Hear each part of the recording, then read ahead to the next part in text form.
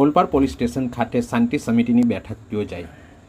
આગામી દિવસોમાં ગણેશ ઉત્સવનો પ્રારંભ થઈ રહ્યો છે, ત્યારે ગણેશ ચતુર્થીના ઉત્સવના 10 દિવસો દરમિયાન શાંતિનું વાતાવરણ જળવાઈ રહે અને વિના વિઘ્ને વિઘ્નહર્તા દેવની ઉજવણી થાય તે અનુસંધાને ઓલપાડ પીઆઈ CR જાદવની અધ્યક્ષતામાં ઓલપાડ પોલીસ સ્ટેશન ખાતે શાંતિ સમિતિની બેઠક યોજાઈ હતી।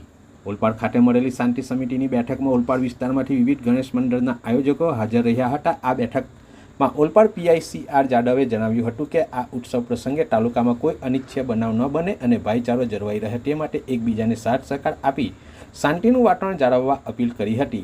તેમણે ગણેશ મંડળના સભ્યો તેમજ ગણેશ આયોજકોને અનુરોધ કરતા જણાવ્યું હતું કે 10 દિવસ બાદ ગણેશ વિસર્જનનો ઉત્સવ પણ શાંતિપૂર્ણ માહોલમાં અને જેમ બને તેમ વહેલો સંપન્ન થાય તેવા પ્રયત્નો કરવા જણાવ્યું હતું। તેમણે ગણેશ મંડળના આયોજકોને તાલુકામાં કાયદો અને વ્યવસ્થા જાળવવા અપીલ કરતા આયોજકોએ પણ પોલીસને ખાતરી આપી હતી।